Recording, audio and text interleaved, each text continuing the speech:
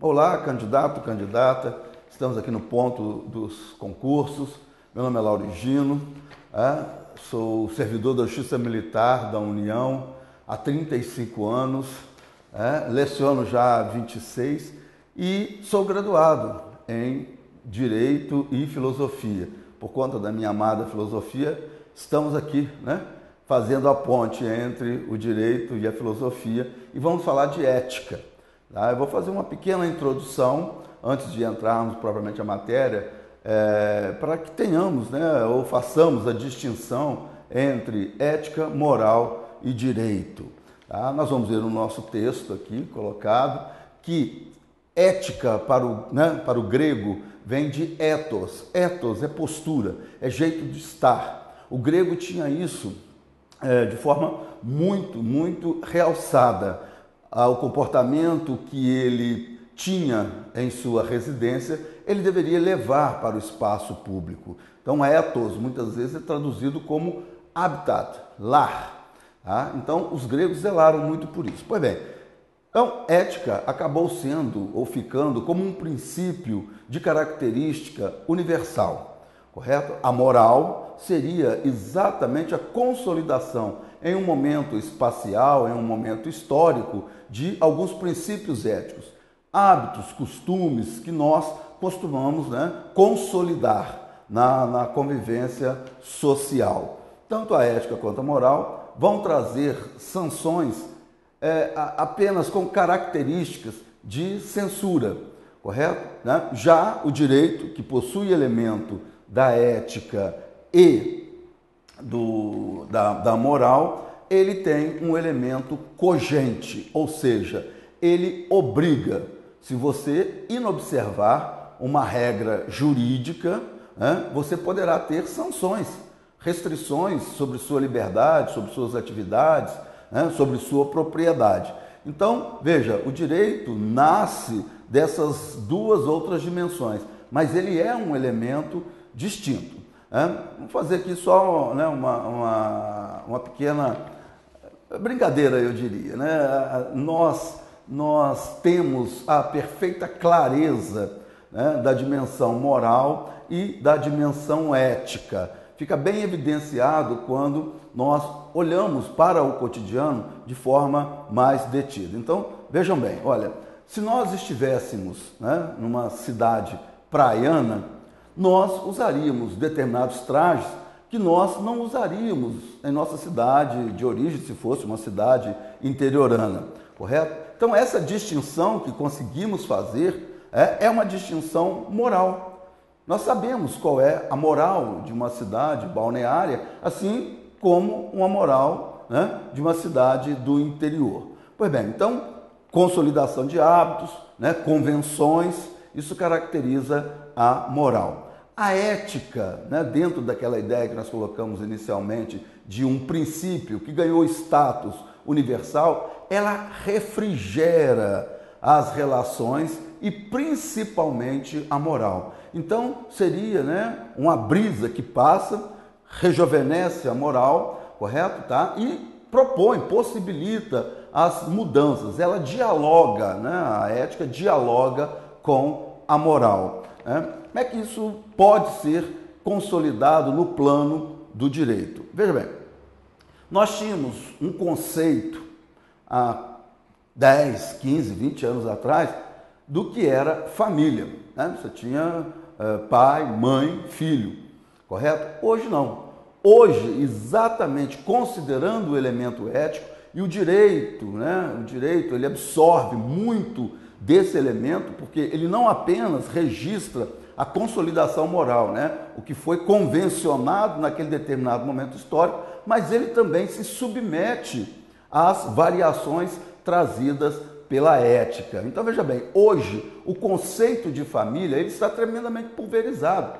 Hoje você tem, homem, mulher, homem, mulher, correto? Então, veja bem, as relações hoje são, ou podem ser, homoafetivas, correto? E a ideia de família também muda.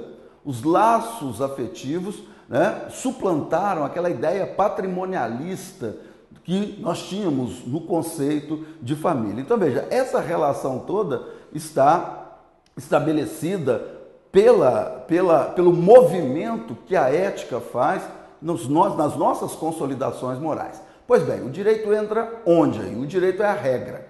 Como eu disse, né, tanto a ética quanto a moral não vão trazer sanções que incidiriam sobre a nossa liberdade, sobre a nossa vida, sobre as nossas atividades, sobre a nossa propriedade.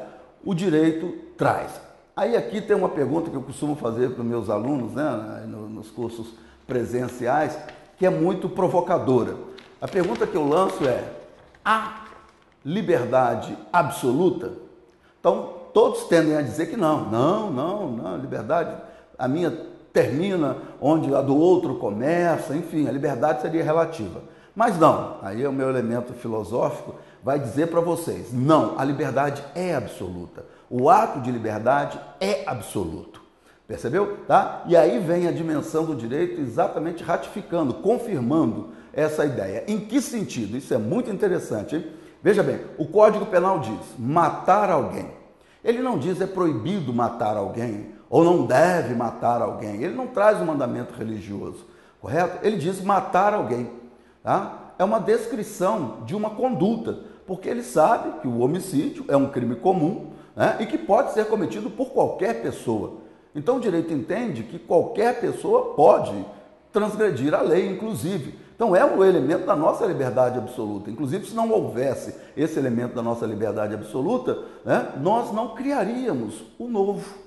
Isso é muito interessante. Pois bem, então ele diz, matar alguém. Sabe que qualquer um de nós pode realizar essa conduta. Mas aí vem o detalhe, pena de tanto a tanto. Bom, a pena é exatamente a nossa inserção no contrato social, na nossa convivência estabelecida historicamente, né? As convenções que estamos sujeitos. A pena indica, lembra ao cidadão que ele pertence a uma sociedade, lembra a regra. É exatamente o elemento, né, coercitivo que o direito possui, concretamente, diferentemente do que acontece com a ética e a moral, né, que quando muito você receberia uma censura. Pois bem, então veja, esta, né, dimensão, essa tríade, né, envolvendo ética, moral e direito, ela é fundamental para as nossas relações sociais. Tá? Então veja bem, o grego, né, os gregos maravilhosos, eles pensaram essa dimensão lá atrás. Tá? Viram que era importantíssimo termos uma conduta que pudesse ser razoável para a convivência social. Pois bem, nós vamos ver que aqui, aquilo que nos interessa, é exatamente a evolução da ética, da moral, para uma moralidade administrativa. Ou seja, falamos que a ética, né, tem o seu elemento comportamental, a moral também, e o direito regulando as regras de convivência. Pois bem, a administração pública pede também, né, do seu agente público, né, no nosso caso especificamente, dos servidores públicos, uma conduta compatível com o exercício das atribuições de um cargo. Então veja bem, ética, né, pública é exatamente isso, um corpo de normas que orienta, né, esse corpo orienta a nossa conduta.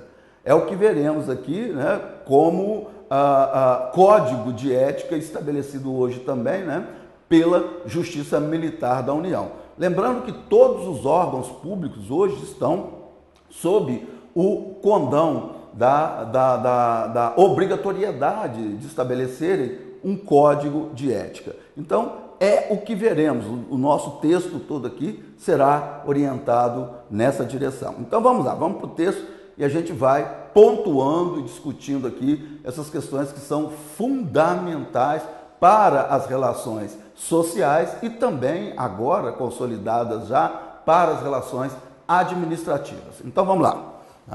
Bom, então veja bem, ética do grego, olha aí, né? Do grego ética deriva do ethos. Nós falamos aqui, ethos é o lar, tá? Então a postura que eu deveria ter, que eu tenho em minha casa, no meu espaço privado, eu devo levar para o espaço público. Então, postura, comportamento pode ser considerada como um conjunto de normas, olha aí, é o elemento morais, tá? Então, veja bem, conjunto de normas morais dentro daquilo que nós falamos. A moral, ela consolida num determinado momento histórico, né, espacial, os elementos éticos, né? Então, precisa continuar sendo refrigerado, modificado esses elementos morais, senão a sociedade engessa, e quem traz essa dimensão é exatamente o espírito universal contido nos princípios éticos. Tá? Aqui eu queria fazer só mais uma observação dentro daquela introdução que fizemos, desse elemento refrigerador da ética. A nossa Constituição, ela traz a sua principiologia.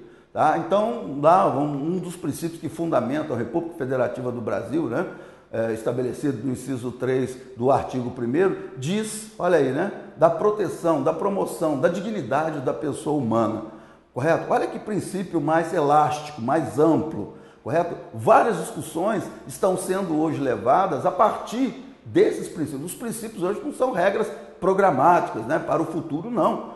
São regras que, inclusive, incrementam ações políticas, né? Políticas públicas. Então, veja bem, é um elemento ético presente neste princípio, refrigerando, atualizando a nossa Constituição, ok? Então, voltando aqui. Então, veja bem, olha aí, né? Então, ele vai dizer, comportamento pode ser considerado como um conjunto de normas pelas quais o indivíduo deve orientar suas ações. Então, é isso importante, hein? É o que falamos aqui do Código Penal, quer dizer, o indivíduo ele tem por base, né, esse elemento ético. E aí, olha só, ele vai dizer aqui no texto, muito interessante, aí a minha mãozinha filosófica, né? Não o campo do ser, olha que bacana, né? Mas o do dever ser.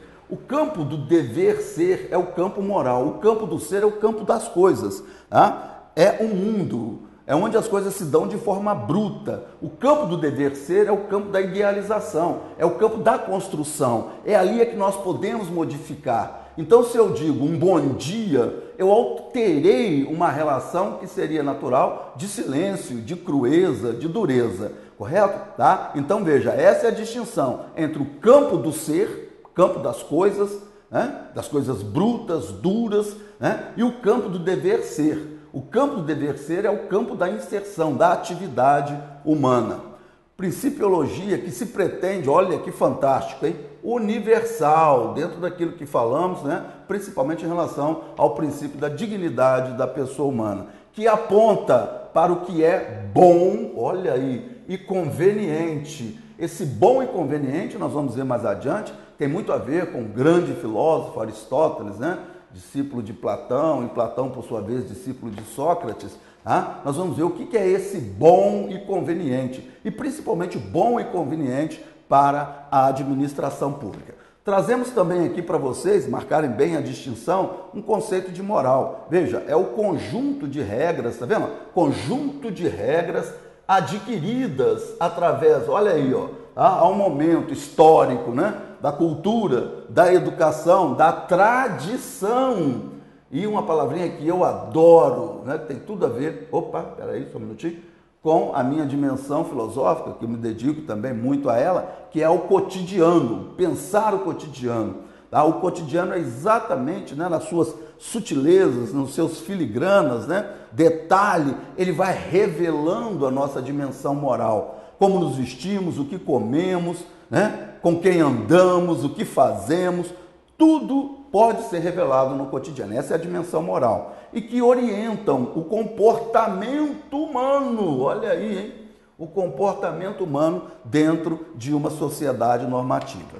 Bom, traz também aqui, olha, o conceito de senso, que seria um elemento subjetivo, né? Esse conceito de senso seria exatamente o que eu penso, mas sempre lembrando, tudo que eu penso, que eu faço, que eu desejo, tá? Tem uma correlação com o elemento moral, ou seja, né, o meu elemento de pertencimento. Eu pertenço a uma determinada sociedade, eu pertenço a uma determinada época, né? Tem um filósofo famoso chamado Heidegger que fala do elemento epocal, ou seja, né, de um determinado momento histórico. Então é o ato de raciocinar, de apreciar e julgar. Ter senso é ter um juízo claro. Então, né, a gente ouve falar de forma muito recorrente, né, do bom senso. É exatamente isso, né? É ter um juízo claro diante das coisas, diante do mundo que se apresenta para mim. Então, olha aí, um entendimento é ter prudência, discernimento, é a capacidade de discernir, ou seja, decidir sobre esta ou sobre aquela situação, capacidade de dialogar. Veja bem, olha aí, né? Para decidir, eu preciso dialogar, conversar com os princípios, olha que coisa fantástica, da ética. Então, uma decisão que possui bom senso, ela está estabelecendo esta relação, olha, exatamente com o elemento ético. Aquele elemento que se pretende universal, aquele elemento que refrigera as relações. E aí, olha só, e as consolidações morais? Tá? Então, dialogando nesse formato, eu tenho a possibilidade da mudança do que está estabelecido moralmente. Pois bem, né? Olha aí, ele continua, né, nos conceitos, juízo moral, avalia coisas, pessoas, ações. Então, eu tenho um juízo. Mas volto a insistir, isso é muito importante, principalmente nas relações que envolvem a administração pública. O meu juízo moral, ele está circunscrito.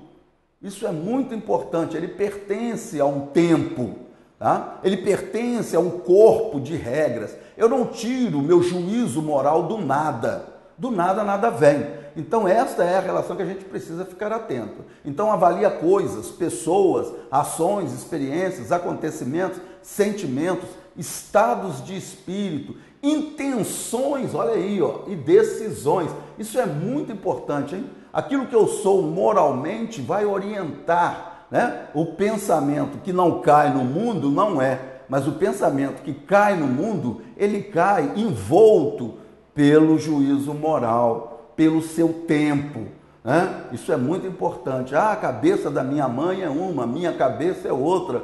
Sim, isso é exatamente o juízo moral, fazendo referência a essa ligação que somos com o tempo.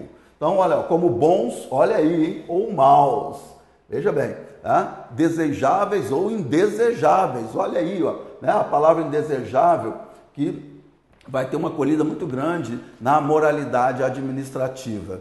É temporal e espacial, é o que vimos falando aqui, ó, ostensivamente. Pertence a um momento histórico e está delimitado em um território, né? Então, da determinada cidade, né? Determinado estado, determinado país, determinado continente. Ah, isso é bem claro, a gente sabe, né? Olha, isso aqui é a alma do povo brasileiro. Que alma é essa? Como que ela se constitui? Como que nós a identificamos? Então, são elementos dessa natureza.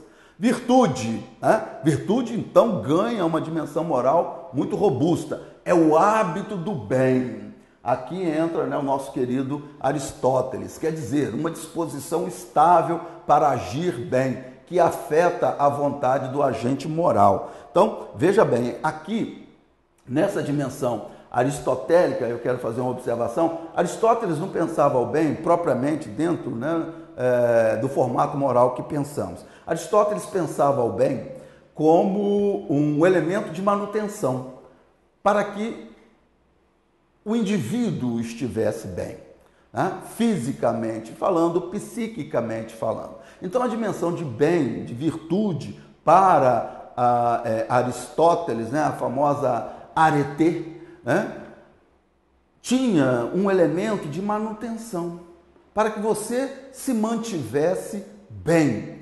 Esse seria, então, o elemento de virtude para Aristóteles, para o grego, né? O grego médio, mediano. Aristóteles, logicamente, não era mediano, mas ele pensava a dimensão mediana do homem grego. Então, ele tinha essa noção, né? O grego tinha muita ligação com a harmonia. A harmonia para Platão é uma coisa fantástica, é exatamente o equilíbrio, né? A tensão entre o grave e o agudo, daí você obtém. Então veja, né? Dois elementos contraditórios, você consegue um elemento harmonioso. Percebeu? Então, veja, isto para Aristóteles, para Platão, Sócrates, era a ideia de virtude, se você conseguisse chegar a esse equilíbrio, né? A famosa frase de Aristóteles, né? É o caminho do meio, né? A virtude está no meio. Percebeu? Tá claro? Então, veja que é um pouco distinto do que pensamos hoje de virtude, né? A gente vê virtude hoje como uma virtude moral. Ah, a pessoa é altiva, valorosa. Opa, lá no grego, né, para inclusive também a administração pública, a virtude terá essa finalidade de manutenção em um estado de eficiência, né, de suas atividades. Tá? Então, olha aí, ó, muito interessante esse conceito de virtude. Caráter. Caráter são aquelas qualidades, né, pessoais que possuímos, são características pessoais. Ah, o meu caráter é assim ou é assado. Olha aí, ó, né, as qualidades boas ou más. Veja que sempre há uma referência à dimensão moral, à dimensão do dever ser. Essa dimensão do boa, né, do bom e do mal, ela provém diretamente da moral. Né? Então, olha aí, o conjunto das qualidades, né, boas ou más de um indivíduo e que lhe determinam a conduta, olha aí, hein? Isso é muito importante, a conduta, isso aqui é o direito, hein? Tá? É o direito, a conduta, né? Tem um termo muito utilizado na esfera penal, e a concepção moral. Então, veja bem, né? O meu caráter, ele pode ser orientado. Ninguém nasce bom e ninguém nasce mal. Isso é uma construção social. Então, veja bem, o caráter, essa característica pessoal que eu detenho, ela será moldada pelo ambiente. Há um diálogo meu com o meu ambiente. Isso é fundamental. Isso aí indica exatamente o elemento, né? Olha aí, de débito que nós temos com o mundo. Então, se uma política pública pode incidir sobre o mundo, ela pode mudar esse mundo, ela pode mudar um indivíduo, fazer com que prevaleça, né, não as suas características, as suas qualidades, mas as suas boas, né, características para o convívio social. E aí vem, olha só, autonomia. Nomia, né? Também o grego, sempre nos informando, auto é próprio, nomia é norma. Então eu posso me conduzir. Então veja, é a faculdade de se governar. Lembrando sempre, né? Essa é a grande distinção entre autonomia e anomia. Anomia é a ausência de norma. Autonomia é a presença de uma relação com a norma. Então, a faculdade de se governar por si mesmo. Olha aí, ó, direito à faculdade de se reger por leis próprias. Mas essas leis próprias eu adoto.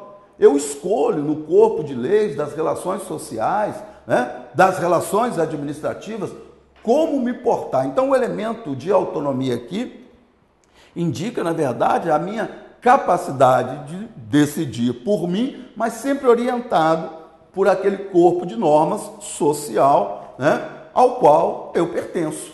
Tá? Então, veja bem, sempre o elemento de pertencimento estará presente nessas relações. Então, a autonomia aqui não é uma autonomia absoluta, correto? Então, olha aí, liberdade ou independência moral ou intelectual. Então, entre as morais que são estabelecidas, as dimensões intelectuais que são estabelecidas, eu posso escolher. Correto? Tá? Então, olha, mas eu escolho dentro do espectro legal. Olha aí, tá? Então, no caso aqui, já especificamente falando da administração pública, eu já oriento a minha, mas eu tenho que estar dentro da dimensão legal. E aí eu vou escolher, né, qual é aquela lei que melhor se adequa ao meu interesse. Então, veja, olha, é um poder que se autoconduz, diferente de anomia, que é a ausência de normas. Aqui cabe até, né, uma observação interessante que eu vi numa leitura há um tempo atrás, dizendo o seguinte,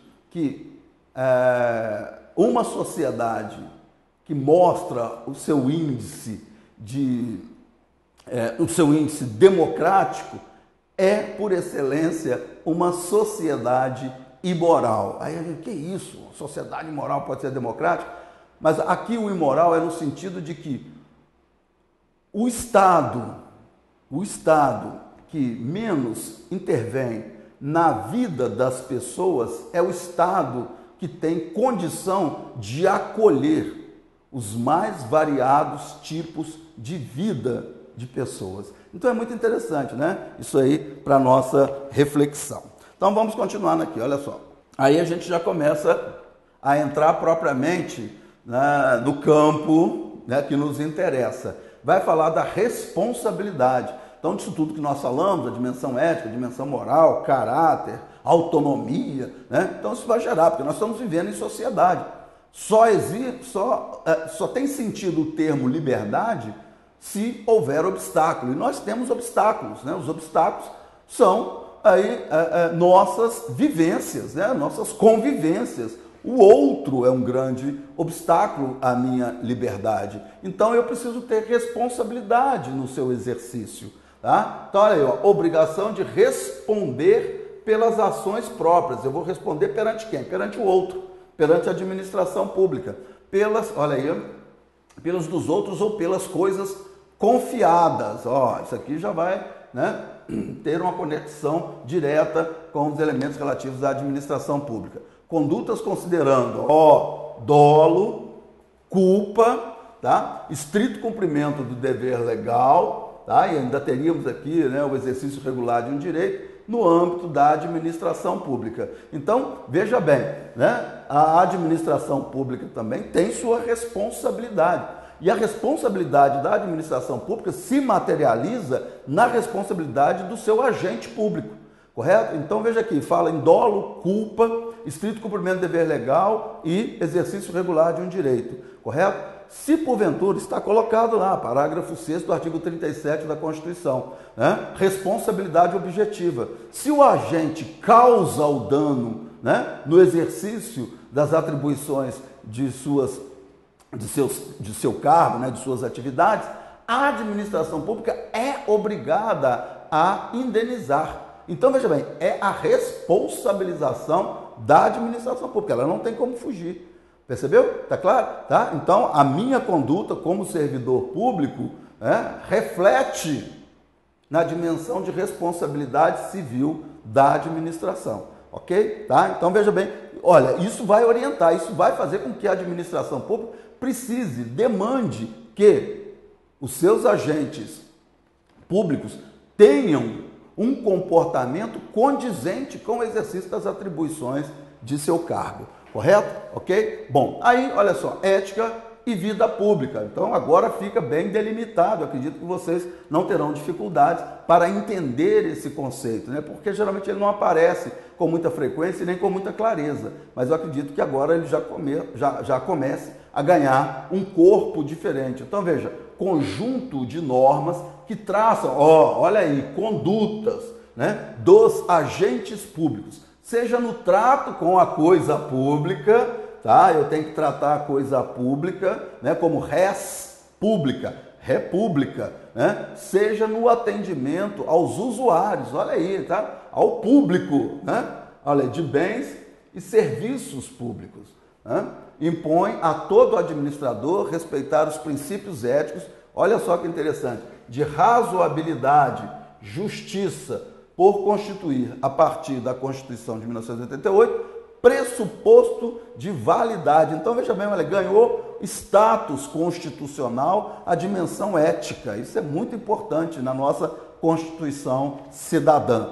Pressuposto de validade de todo o ato administrativo, né? Então, é o que nós estamos vendo aí. O Brasil está passando por um momento crítico, onde essas dimensões estão muito realçadas. Nós estamos conseguindo distinguir comportamentos éticos e não éticos, correto? Na situação que estamos vivendo. Como diria, né, um outro filósofo que eu adoro também, Nietzsche, a crise é o momento do crescimento, né? Ele traz essa estrutura também, né, da dimensão grega. Isso é muito interessante. Bom, então olha aí, né? Veja, natureza da política tem sua origem na palavra grega polis, olha aí, ó, polis, mais especificamente na palavra politikos. Então é aquele que age na polis, que se refere a urbano. Urbis, em latim, significa exatamente cidade, né? A polis,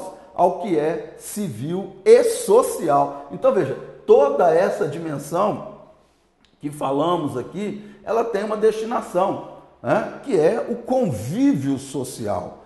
Né? Na verdade, a administração pública é um agente de mediação das relações sociais. É isso que o direito faz. Né? Ele faz a mediação das relações, para que as relações se deem num panorama, né, pacífico, né, com solução de conflitos através da justiça, né, e não da vingança, e não da violência, é o que se espera, correto? Então, olha aí, ó, ao que é público, ou seja, relaciona-se com a cidade e a tudo o que lhe diz respeito. Está muito ligado à ideia de poder. Então, veja bem, olha, essa ideia de poder é exatamente aquilo que falamos lá no início, né? O poder orienta as relações sociais, né? Procura ficar distante, né? Direitos e garantias fundamentais são liberdades negativas, o Estado tem que ficar longe do cidadão, né? Você só estará obrigado a fazer ou deixar de fazer alguma coisa em virtude de lei. Correto? Mas, olha aí, a lei é o poder, tá? Isso é muito importante. O princípio da legalidade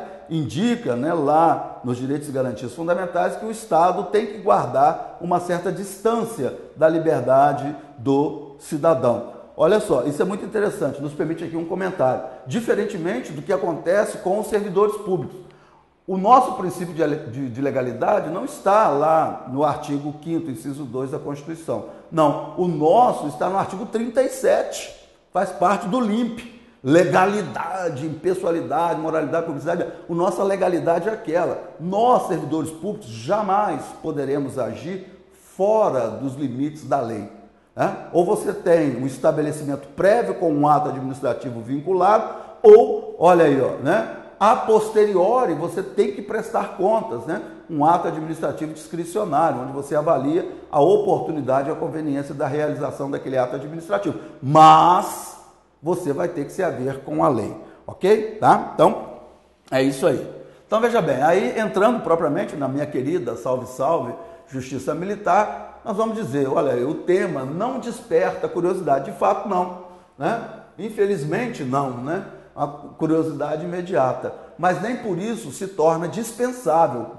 Eu diria até que deveria ganhar o status de fundamental. E mais ainda, né, no ambiente de trabalho.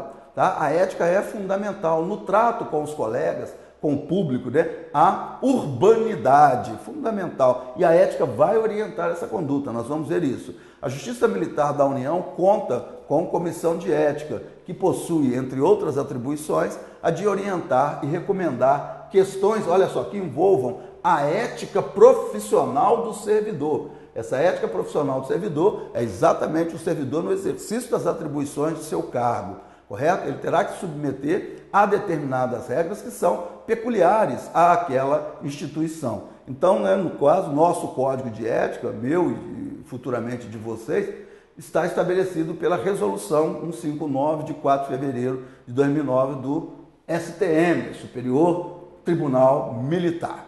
O artigo 47, né, do Código de Ética, que nós vamos estudar aqui, ele vai dizer, todo ato de posse, olha que importante, hein? A posse é que consolida a investidura e não o efetivo exercício, tá? É a posse. Então, todo ato de posse, em cargo efetivo ou em cargo em comissão, deverá ser acompanhado da prestação de compromisso solene, olha aí, hein? Tá? Mãozinha no peito e tudo mais, tá? De acatamento, observância das regras estabelecidas pelo Código de Ética da JMU. O servidor designado para ocupar a função comissionada, olha aí, hein? Função comissionada, hein? Livre nomeação, livre exoneração, né? Ok? Ou livre designação, livre dispensa. Assinará declaração sobre a observância dessas regras. Então você se compromete formalmente com as regras relativas à ética daquela instituição. Tá? O Código de Ética dos Servidores da Justiça Militar da União integrará, olha aí, o conteúdo programático, tá vendo? Ó, lá, pedido no próprio código, hein? Conteúdo programático do edital de concurso, para que vocês conheçam quais são as práticas, né, institucionais para o convívio na instituição. Então, veja bem, olha, conteúdo programático do edital de concurso para provimento de cargos na Justiça Militar da União. Então, olha só, isso é muito importante, correto? Tá? A Justiça Militar, minha querida Justiça Militar, tudo que sou hoje devo à Justiça Militar. Eu passei no concurso com 18 anos, eu tenho 35 anos de serviço público, né? Desses 35, já falei aqui em outras oportunidades, 18 eu passei na chefia da seção de administração da auditoria da 4ª CJM, correto? Ok? Que nós vamos também ver o que é isso. Então, eu me orgulho muito da Justiça Militar. Conheço bem esse código de ética, não apenas, né, por conta da minha dimensão filosófica, mas pelo fato de ter sido chefe da seção de administração, né? Me orgulha muito poder estar aqui e passar essas informações para vocês. Tá? Vamos nos encontrar aí, essa é só a nossa aula de abertura. Espero encontrá-los no curso para, né, o concurso da Justiça Militar da União. Um abraço, muito obrigado.